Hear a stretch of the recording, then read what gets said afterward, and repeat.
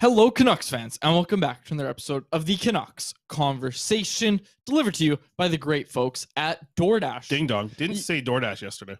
I did. My mic was muted. I didn't. That's what I'm saying. I was left by myself. I forgot to say it, so say it again. Do it again. Our DoorDash is who we're presented by. Ding dong. Use promo code CONVODD, capital C, capital D's, all one word, CONVODD. That will get you 25% off and free delivery on your first order with the DoorDash app. It does not get much better than that, folks. My name is Dave Quadrelli. I'm joined, as always, by the man who built the place, Chris Faber. Our technical producer is Aaron Nation Network, as he is in my phone. 3 days now. I got to learn Aaron's last name. I don't know why I didn't ask him yesterday. I don't know why we haven't had this conversation. We'll figure it out. But I know it's Italian. I know it starts Aaron with a Nation B. Network. It sounds fun. I know, but I also know it's Italian, foreign. and I know it starts with a B, so I could pronounce it well, and it's a name you can trust. Once again, we are high above Rogers Arena, where we belong. You know, like yesterday we did it remote. We talked about it. We recorded a Patreon today. Nice camera switch there, Aaron. We recorded a Patreon today before this show. So we're both fired up. We were talking about Lego. We were talking about puppies. It was a good Patreon. Your we're two excited. favorite things. Yes, we're excited to get it out there. If you want to catch that and any of our other bonus content, all of our old bonus content is there as well. We're going to be trying to post more on the Patreon stuff. It just gets so busy. Well, we say that every time. I know. You know what? We're like, oh, well, we're going to try and post more. Yeah. And then it adds a week onto the next amount of content, but we'll work on it. Patreon.com/Canucks Convo is where you find the bonus content. $5 and $10 tiers gets you all of that bonus content. Here's the deal. We need to stop saying we're going to try to post more on there. But when we actually do, we'll tell you. Then we can say we're working on posting more on there. We will try to. We did good today, I think. Yeah, I think we can do something next week as well. We can try to. Yeah, we'll try. Yeah, there you go. We're going to try. That's all you can do. Okay. Where do you want to start today, Chris? Well, we could start with the game last night. Yeah, let's start with the game last night. Let's start with the Vancouver Canucks loss in Winnipeg. I don't want to ask you where you want to start with that game, but there's a lot to take away from that game. I think I'll just kind of break it down. I don't want to just try and do a play-by-play, but I'll just briefly break it down what it felt like happened in that game. So Canucks came out firing. Elias Pettersson did Elias Pettersson things to start the game. Doesn't score the goal, assists the goal after a neat takeaway. Andrei Kuzmenko credited with the goal there. Mm-hmm. And then it went downhill from there for the Canucks. Granted, the first period, they finished it off strong. They looked like a good team in the first period. And hey, like we talked about it with this winning streak that they had, this 3-game winning streak about, okay, well, let's see how they do it against a better team. And again, this is Bruce Boudreau's words. Bruce Boudreau said, yeah, I'm impressed, but I'd like to see, I'd like to see them do it against Winnipeg. Let's do it against Calgary. Let's keep that up. And they weren't able to do it against Winnipeg. Winnipeg just looked like, I don't want to say that they were taking the Canucks lightly, but the Winnipeg that came out in the first period was very different from the Winnipeg that came out in the second period. It almost felt like in the first intermission, Rick Bowness or whoever stood up and said, hey, we know we're better than this. We know we can beat these guys. Let's just kick it up a notch, guys. And then they come out in the second period. Canucks do the opposite. The Canucks go into the intermission, presumably, and say, hey, guys, we got this. We're doing great. Just let's not worry about anything else. Let's not think that they're going to come out strong. Let's just go do our thing. And then their thing was to collapse in a period. Within 20 minutes, that game could have been a blowout if it wasn't for Miller-Delia. And Grant, well deserved. He's getting a lot of praise for that performance last night, as he did in that Friday in Edmonton. Stopped 35 of 38 shots. Really good game. Made that that glove save he made was wild. So I tell you, the Canucks don't look like they match up well against the Jets. You can see that in the 5-1 loss. You can see that in last night's 4-2 loss. Not a great matchup for the Canucks, and you mentioned they came out firing. You just weren't able to build off of that, and this is the interesting thing for me. It's the same problems we keep seeing, where we got the heat map in front of us here on YouTube. The Canucks just can't defend in front of their net. They can't keep teams away from getting shot attempts from in front of their net. The indication from this heat map that we have up here right now is wild. It's wild to see how many shots teams are getting against the Vancouver Canucks from within 10 feet of their crease. Every shot is coming. Like, no wonder the goaltenders are getting, praise because what they're doing is incredible when they're keeping the Canucks in games. Like there's times where the Canucks are getting beat pretty bad, giving up a lot of goals, but it's just about defending the net a lot. And this type of habit, like this habit of not being able to keep pucks away from your crease and just allowing teams to, you know, take liberty with the slot and own the slot. Like this habit's going to cost them a chance of a playoff spot. This is the worst thing the Canucks are doing this year. It's defending the slot. It's defending your own crease. It's allowing guys to get to your goaltender with ease. And it happens all the time. How often do I bring up a heat map here on the YouTube and show this? Just because it's like it's astonishing to see the difference of how the Canucks get their shots on net compared to what they give up. There are so many shots against from inside the crease, and it's just not good enough of a job of actually defending in tight, keeping guys away from the crease and working hard, right, in your own defensive zone. You saw a huge indication of that last night against the Jets as they were just able to, whenever they want, take the puck to the net. And when you take the puck to the net, it's a simple saying, good things happen. And it just feels like that is a consistent habit that the Canucks are in right now with their defense. And I don't think anybody knows how to get out of it. I don't think Bruce Boudreau knows how to stop it. I wonder if this is just more like on the players, right? Like the players need to take a ton of ability here, and if the goaltenders have to give up and, you know, try and keep pucks to the outside. I think of like the Travis Green series against the Vegas Golden Knights where, yeah, they were giving up a ton of shots, but they were protecting the net. Like this core is capable of doing it. So I wonder what needs to click for them to actually do it, because it feels like this is a habit of the slot is yours. Come take it. Come take as many shots as you want from the slot. That's just what it feels like with this team when they don't play well and when they're not, you know, able to kind of move the puck out of their own zone. It just feels like the slot's wide open. And it's really unfortunate to watch because it's grade A scoring chance after grade A scoring chance. And yeah, you know, Delia was very good last night. Did a really good job of keeping this team in it. And that was unfortunate because he had to make a lot of grade A saves on scoring chances. And I tell you what, that can't happen, but it's been happening all season long. Yeah, exactly. And again, like the Canucks need a hero right now. If they're going to make the playoffs, they need a hero, and that hero is going to be wearing a goaltender's mask. I'll tell you that much. Yeah. But I think this kind of serves as a nice indication. And, you know, we talk about this January schedule. We talked about it a couple episodes ago, I believe. And, you know, I'm not saying that if the Canucks were in a playoff spot that they for sure wouldn't sell at the deadline, but they're less likely to. I think they're more likely to think about it longer and say, oh, maybe we shouldn't buy, but maybe we shouldn't sell either. We owe it to this core, this team, to keep them together for this playoff push. I think, you know what, this challenging schedule in January, look, there's an eagle that just flew by. That is so cool. I've never seen one that close. That's pretty cool. That is pretty cool. Okay. Sorry. What I was saying is you got to be quicker than that. January's a really good indication of, you know, what this team actually is and where they are from being competitive, and hey, like against playoff teams, how they actually perform, right? Because anything can happen in the playoffs, but you're very likely to get bounced in the first two rounds if you just show up and this is the team that you show up with, right? Like they're routinely getting beat by these playoff teams. And you know, they had that stretch that made you believe when they beat Colorado and Vegas, and then they followed that up with a few losses at home to weaker teams. And now you can't keep getting fooled by this team, it feels like. Like you have to take them for what they are, and that's a team that lacks any sort of consistency whatsoever, right? You never know which Canucks team's going to show up on any given night, but that for the most part can't compete with these playoff teams. And hey, I'm interested to see what they do on Saturday. Like I'll admit it, it's going to be interesting to see how Saturday's game goes. Calgary needs a win. The Canucks need a win. Calgary's really trying to compete. Obviously the Canucks are too, but I think the Canucks are a little more honest with themselves about where they are. Are they though? I think so. Like I think Calgary still views themselves as one or two moves away from being a cup contender, which is fine. Like Calgary might be. They're closer than the Canucks are. I'll tell you that much. But I think the Canucks view themselves as a team that's made enough moves to be competitive in a playoff spot. That's the way they look at themselves right now, right? Sure. I'm not sure if that I think a lot of people there in the organization do. Yeah, I think there's a few. Still. Yep, that's fair. Yep.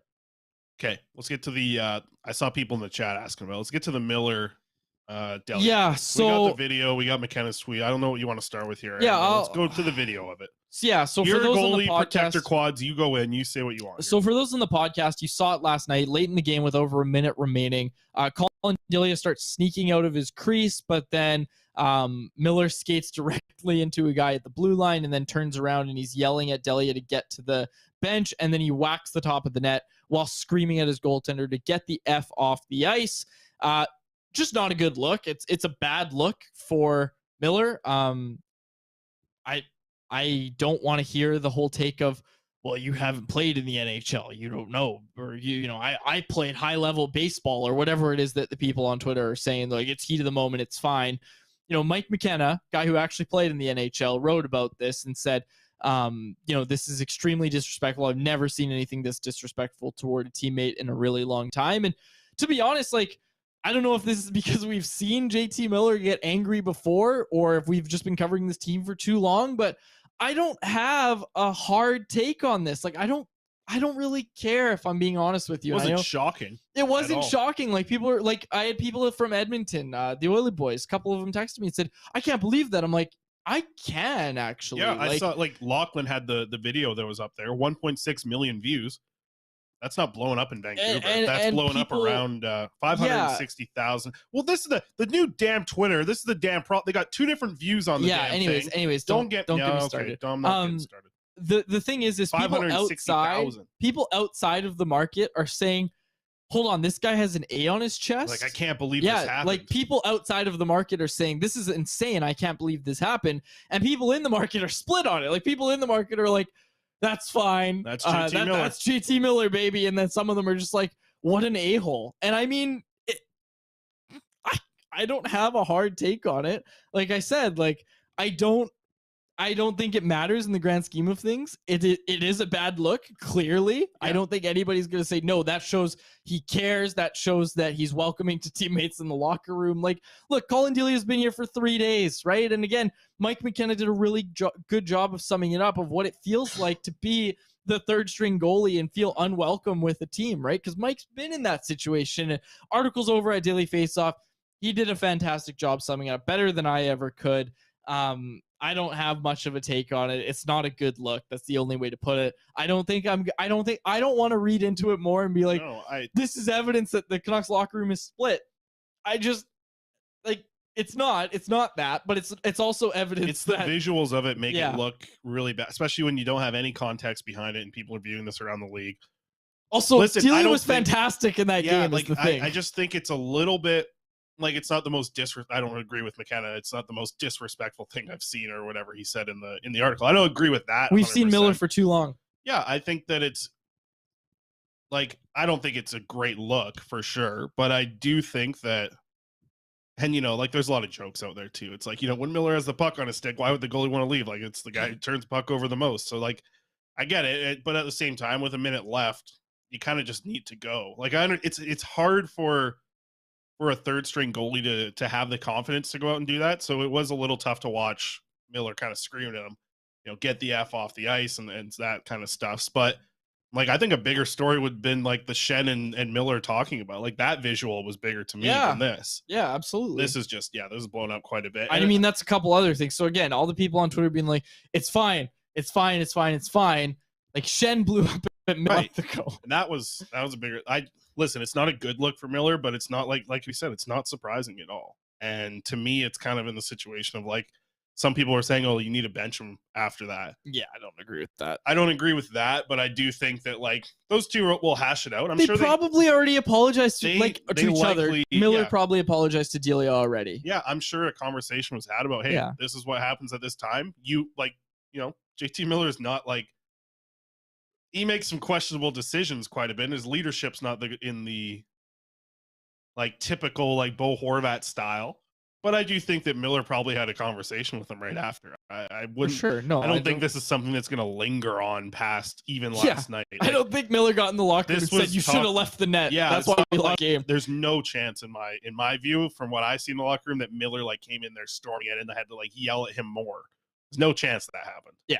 Well, there's a chance. We don't know for sure. Small chance. Yep. For sure. You got to learn probabilities. We have to know what the chances are. Another story. Yep. Travis Dermott made his return. Not very good. To the lineup. In 11.11% Corsi. So make a wish on that. Maybe you could wish for some more shots on net from when he's on the ice, because 11% Corsi is not great. 17.8% 48% expected goals with him on the ice. Get this, Quads, at 5-on-5 on the ice for 2 shots and 14 shots against. So, a little bit buried in his own zone. Look, he's got to get his game under him, okay? Yeah. And I tell you what, when you're playing with Luke Schenn, you kind of need to be the guy moving the puck too. So I think there is going to be a little bit more put on him. That's a lot to put on him right off the bat. Tough start. It's his first NHL game. I get it. Like, I don't think it's the worst thing. It's just, it was a tough start for him to come back, because some players will come back from that and have a really good game, or even just a fine game. And you're like, awesome. I want to step in the right direction, but it doesn't work out that way every single time. I want to bring it back to the goaltending. Andrew Christensen jumped in the YouTube chat and said, would your take be different if Demko was in net? Someone pulled it up. Miller's done this to Demko before. Yeah. Like, Miller's yelled at Demko to go to the bench. Demko just took off once he I think yelling. That's the part that I maybe don't like as much, is like, this guy's just gotten here and he's listening to the coaching staff. Yeah, and maybe Boudreaux, like, I didn't really see the video, but I don't think Boudreaux it doesn't look like anybody was waving for him to go except for Miller. So he's just, he's in a spot it's a tough spot for Delia to be in, right? Like, he can't. And I think McKenna wrote about this, and just like, the third string goalie can't make the decision of like, okay, time to go. And he tried to go before that, but Miller circled back. So it's like, hey, maybe I shouldn't go then after you circle back.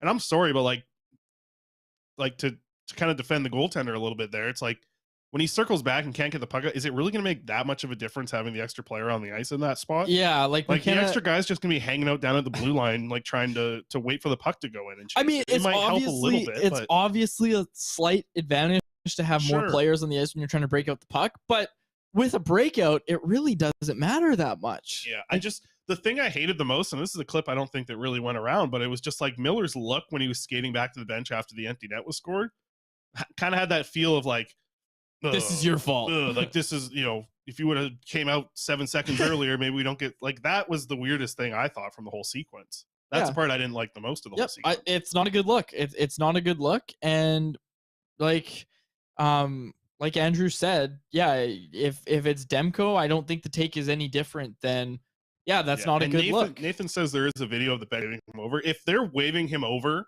as Miller's like beginning to circle back, then a little bit on Delia to not pay attention there for sure. So I haven't seen that video. If I can see that video, maybe my opinion. I saw one in the Daily Faceoff article that showed the opposite, but maybe I'll.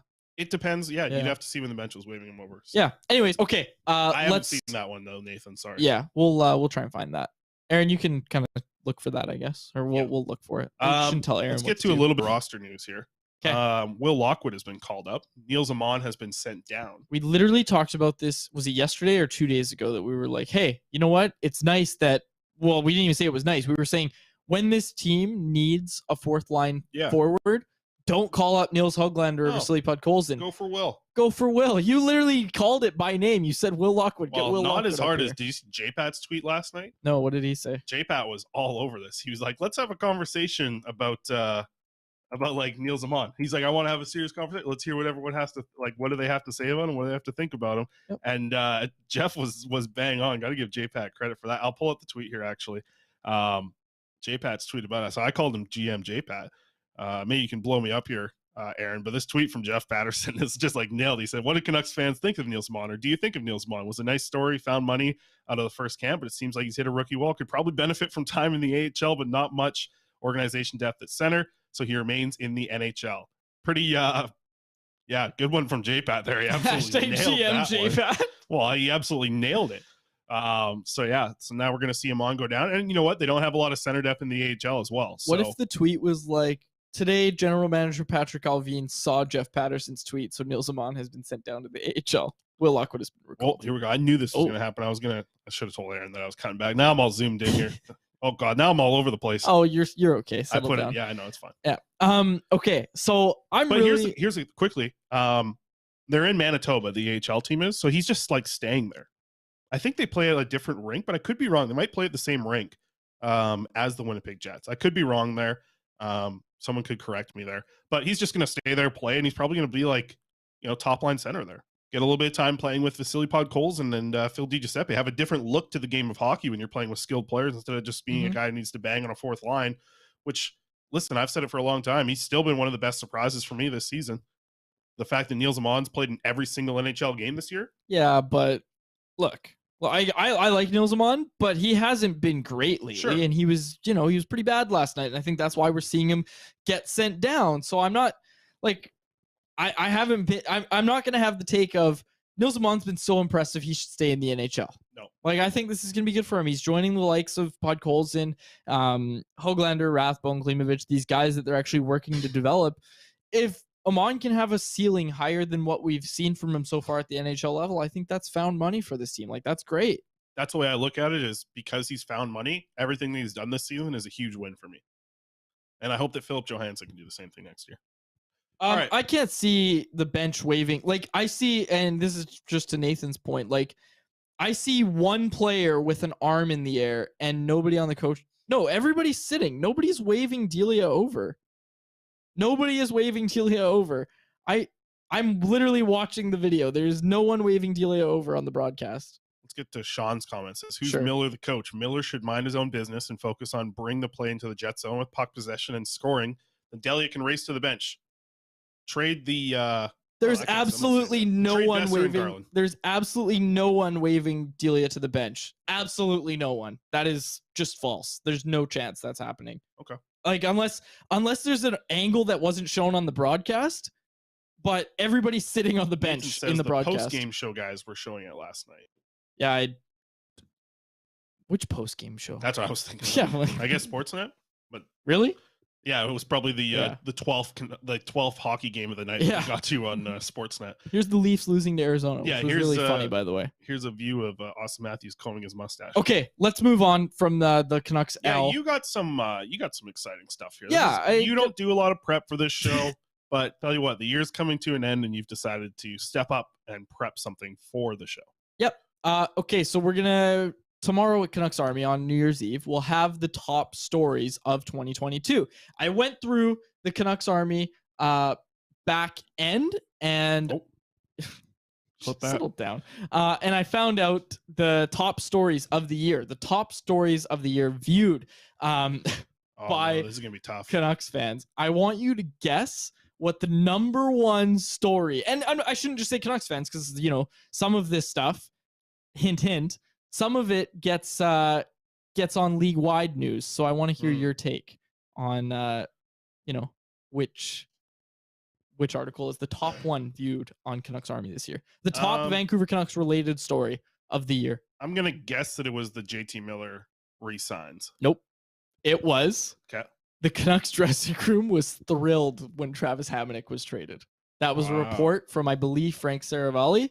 That one was the top viewed article of the year on Canucks Army. It was the number one story, was the Canucks dressing room. And you know what? Like, it wasn't just Saravalli that had this report. It was Mathot as well in Ottawa, who's obviously connected in that market, was kind of talking about how this guy is a weird cat, is what he's heard. And it's an interesting trade to say the least, is kind of the way Mathot put it. But that was the number one story. Mathot likes to stir it up. He does. Quotes that he says. Yeah, and his little Mario Kart rant. Anyways, the second one, Tampa Bay Lightning announcer calls Bruce Boudreau a moron live on air. Oh, I remember that. I remember pulling that. And again, like, you know what? Some of these stories, I'm looking at them and I was like, in the moment, I was like, should I even write a story about this? Like, it's so small, should I write a story? Meanwhile, it's the number one story, number two, obviously, in this one. Because that one, I didn't think wasn't even going to write a story about it. But then I was just like, you know what? It might work. And it worked. It worked big time. So that was number two. Okay. What else you got in there? Keep running through a few of these big stories. Because I didn't even remember. I haven't thought, I'm so bad at remembering like what big moments happen. So like, run through the list here. Let's hear some top stories. I don't want to give away the whole art. I'll go from 25 downwards. Okay. 25 downward. Yeah. Where do I rank? Where's my top article? Your top article? I got to be honest with you. A lot of these are me. I'm just saying. A lot of these I was the author of. All right. Let me see. I can't find what you're saying on. Getting out of the top 25 for sure.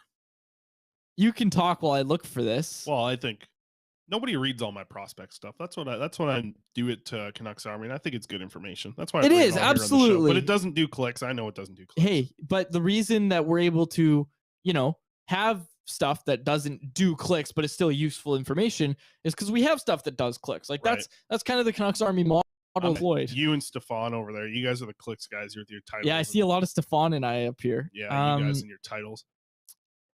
I just like to stick to the information. You do good stuff. I don't put the flair on everything. Yeah, I'm not trying to make you look bad by not being able to find one. You do really good stuff, and everybody knows that. Nobody needs to hear me say it, but you do good stuff.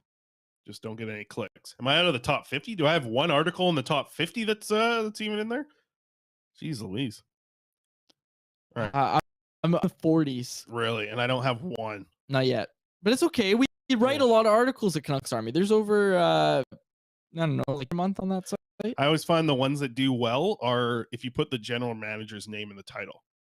That always does well. That used to do good with Jim Benning back in the those day. do well. This is sad. I thought I was going to have one in the top 10. Well, yeah. Sorry, man.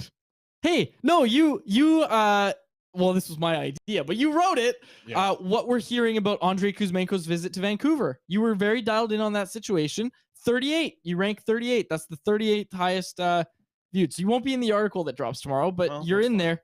You're a crucial part to Canucks Army. You know. What else do you got in there then? Tell me. This is not going well. What, you want to hear what's ahead of you? No, I don't. There's about 4 Stanchies in the top 30. Oh, that's good. Which is good because it means our investment in Wyatt is working out well. Yeah.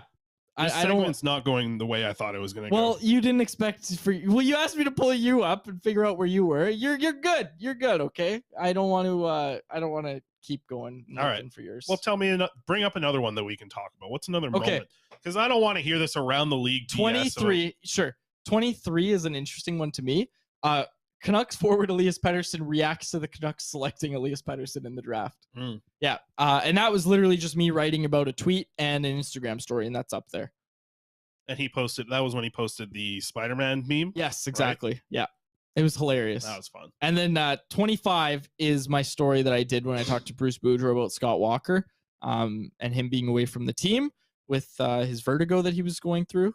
That I don't know why no one else really picked that up. I was funny. There was a couple people in the media here that were joking around that I was the Scott Walker beat reporter because that story I did it and then it did well. So I was like, I better get a story when he returns, and that one did well as well. One that I don't know if you'll remember, Chris. One that is in the top 20, within the top 20, is Yaroslav Halak appearing to be pissed off when Bruce Boudreau told him he was going into a game.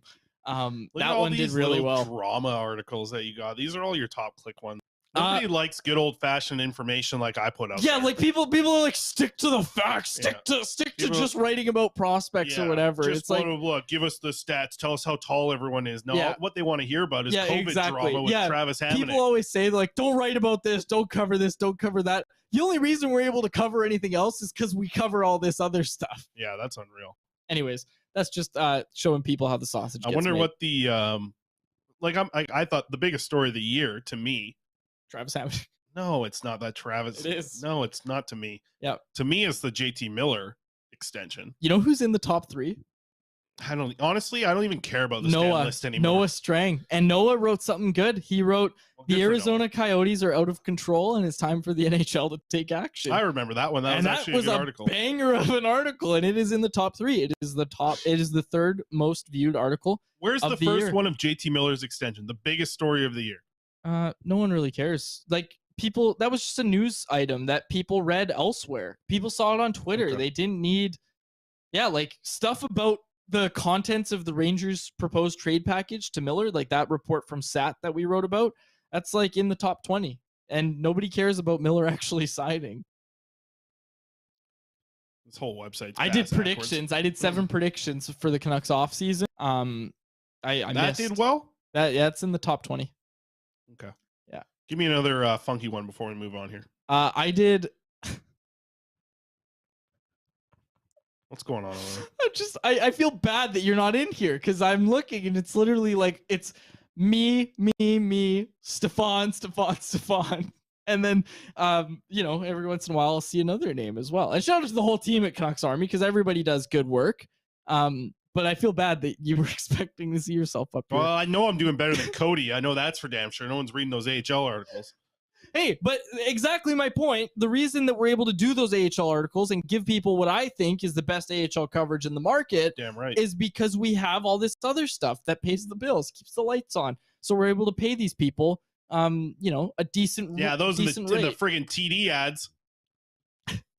Anyways, I don't want to get into this All more. I see This segment was an absolute tire fire. Hyundai, Microsoft. Yeah, for those on the podcast, Aaron's just scrolling through the. Stop it right there. Meet single Russian women. Meet single Russian women. That's how we pay the bills. Yeah, be careful, Aaron. Watch where you're going with that clicker. Don't be clicking on anything. You better. Yeah, he cut away. Anyways, just a tire fire of a segment. Okay, I'm so red right now. This is like the one segment you've ever put together.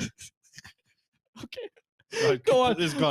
Move on. This is brutal. All right. The article will be up tomorrow. The article will read a lot better than the segment did. Well, I was gonna pick the best ones, and you were like, "Where's mine?" So I had to scroll for a while. It was tough. We know you had to scroll for a while. You don't have to bring it up. Okay. Let's go. It's like, should I even do the prospects? Does anyone even care? Does anyone even care for the prospects report? I do. I got Lego to build. Oh, my goodness. I got a small one, but let's go. I got New Year's here first. I want to go a little non-hockey stuff right off the top. Do you have any of these what are they called? What do you do New Year's I'm blanking on it. Resolutions. Yours is to try and do more Patreons. No. I hit mine last year. Or this past year, right? I did I was going to work out every day for a month. And I did that in November. You did it. This year, I have a new one. Let's hear it. It's a similar type. I'm going to drink a gallon of water every day in a month. I was worried you were going to say energy drink. A gallon of Bang Energy, or whichever energy drink wants to sponsor this idea. A gallon of their energy drink for a whole month. No, but I'm going to do a gallon of water because I should drink more water. I do drink water. Mm-hmm. Right? It's not just my Gatorades and Bangs here. That's just what I do here to get a little sugar pop for the show. Okay. But I'm going to do a gallon of water every day, 1 day this month, or 1 month this year. One day. Can he do it? I appreciate you, Andrew. Andrew says I care about the process. Thank you for that. I don't really have a New Year's resolution to give, if I'm being honest with you. But Lachlan, I had a couple different ones. Lachlan, Twitter famous Lachlan, is writing something about Canucks New Year's resolutions. What each Canuck should be having as their New Year's resolution for their on ice play. One of my other resolutions was to get married. We got a date. Oh yeah, I was like, you didn't pull that off, did you? No, we've got a date. No, this year coming up. Yeah. Yeah, no, that's just got to get there. That's one of my resolutions too. Yeah. Get married, eh? Yeah. Okay. Remember when I was like 18 and I was just envious of Arch Seelovs for getting married at 18? Yeah. Anyways, moving on. Trying to babysit everyone's kid for free.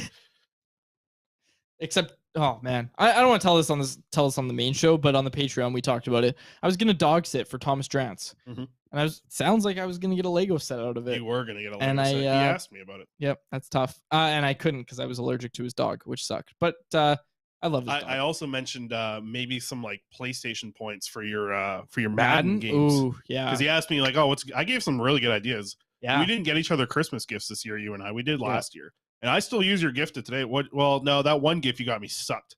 Well, I never used it once. It was too small. I felt bad. And, I felt bad about it. That one sucked, but your other gift was very good. What did I get? Because you got me the headset. Oh, yeah. The headset was really good. And that makes up for how bad that other thing you got. Like, you got me a still Canucks, use that headset. Yeah, but you got me a Canucks sweater blanket thing. I got you a I've never worn it once. Well, because... Okay, I tried it on. It was too small. It said one size fits all. There's a drone outside here. See that? White drone. Oh, that's illegal. You're not allowed to fly that. Bring it over here, bud. Did you know I have my drone pilot's license? Did you know that? No, I didn't know. Yeah. That. I didn't know that. You have to have a license. That used to be in your Twitter bio. You have to. Was it? Yep.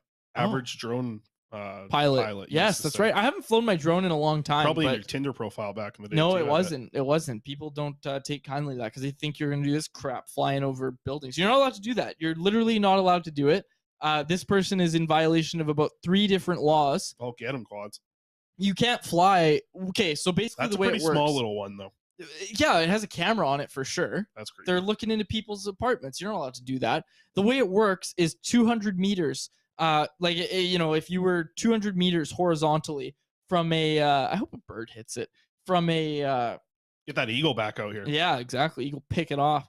That's an expensive one too. That's a DJI. 200 meters horizontal from a building, and this guy's in the middle of a bunch of buildings. You can't do that. Yeah, figure it out, bud. Yeah, you can't do that. Anyways. Yep. What a tire fire of a show. We were like, this is going to be a good one. This is going to be a good one. I thought your segment was going to eat up some time here. Well, it did. It's just in the wrong way. Look at that eagle. Wow. There's so many nice birds out here. Yeah, okay. Let's get to the prospects report. Yeah, go ahead. All right. Let's get our first one up here. Aaron, let's get the Yanni Yermo goal. He's got a pair of goals now. 2 goals in his last 5 games. And look at that. We've got the new video here. I think this is good. So Yanni Yermo, 2 goals in his last 5 games, playing a lot better in Liga so far this season, putting up a little bit more production. He's a player that Patrick Allvin has talked about potentially coming over here to North America. Look, big body, good skating. He's been able to put up some goals this year as well and play a little bit more minutes. So that's great. And it's good to see. So we'll see if I'm curious to see what happens with him moving forward. If he does another year in Finland, because it felt like this year he really needed to take a step. And he's done it. So I wonder if that step is big enough for him to come to North America here soon. But you can see like good stick handling. He skates so well. The decision-making has been a little bit better this year as well in the games that I've watched. So been impressed with that, and 20 years old. So we'll have to see what happens with Yermo moving forward here, see if he gets an opportunity to come to North America as soon as, when this Finnish Liga season's over. And there you go, 96 kilometers an hour on that wrist shot there. All right, let's get to the next one. Another goal from Lucas Forsell, one of our favorites. I told you the other day, his family's trying to feed him more moose to add some weight. And I'm not even kidding. This is literally someone from his family told me. They're trying to feed him more moose so that he can put on some weight. And this video is struggling big time.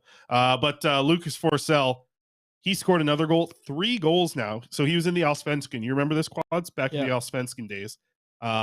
But he got called up about a week ago. He's played in 3 SHL games. He has scored in each of those 3 games. He did this last year. If you remember, there was a 3-game stretch where he scored 3 goals in the right spot at the right time, dirty areas. Listen, he's a skilled finesse player, but he is like, if Lekaramäki played like Lucas Forsell, you'd have something nasty, because Forsell is a tough player for his size. Like I said, once he gets more of that moose into his body, he's going to be a little bit bigger, a little bit stronger. And he's going to be an impressive little player. I really like him as a 7th-round pick, and he's scoring at a good rate in the SHL right now. But he gets to the dirty. He works so hard. Like, he's a skilled finesse player who's always a leading scorer in his J20 team. But he is a player who grinds, absolutely grinds. So it's good to see Lucas Forsell putting up a few points here in the SHL now that he's back in there. And then World Juniors, we got Canada and Sweden tomorrow. So big game on New Year's Eve. Okay, Canada, Sweden. Matt03 in the chat, YouTube chat, wants Rutherford, Allvin, and Granato fired. Do people still think that firing anybody in this management regime is going to do anything? Like, really? Do people still think that? Because it's not. Like, you have to start to put together the pieces here of the puzzle. Like, if you have the take that, well, they're just like Benning, and granted, their pro scouting has been way better. Like, the players they've targeted, that they've chosen to target this management regime, have been really good. Like, Ilya Mikheyev's a really good fit. All of the problems stem from not accepting where they are as an organization, which is something the Benning regime struggled with. When this new management regime got here, they talked about how, okay, we need to rebuild the defense core. We need to do this. We need to do that. And they kind of had the take of, hey, this team isn't good enough right now. And yeah, maybe to some extent they got, they bought in a little bit to what we saw from the Canucks down the stretch last year. But for the most part, there's only a few things that haven't changed with this organization since the past manager regime to the current one.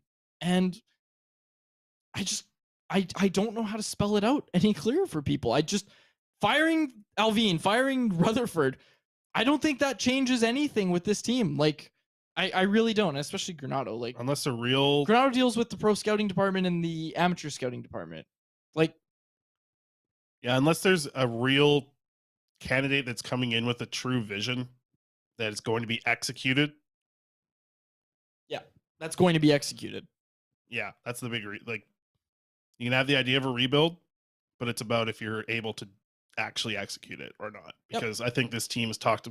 I guess the only thing I would say that I haven't liked about this management group is the fact that of the idea of like just wanting to like get younger and talk about being like 24-year-old players and stuff like that. And like, well, we're 6th youngest in the league. Like, that's not great. But this team really needs to actually commit to something.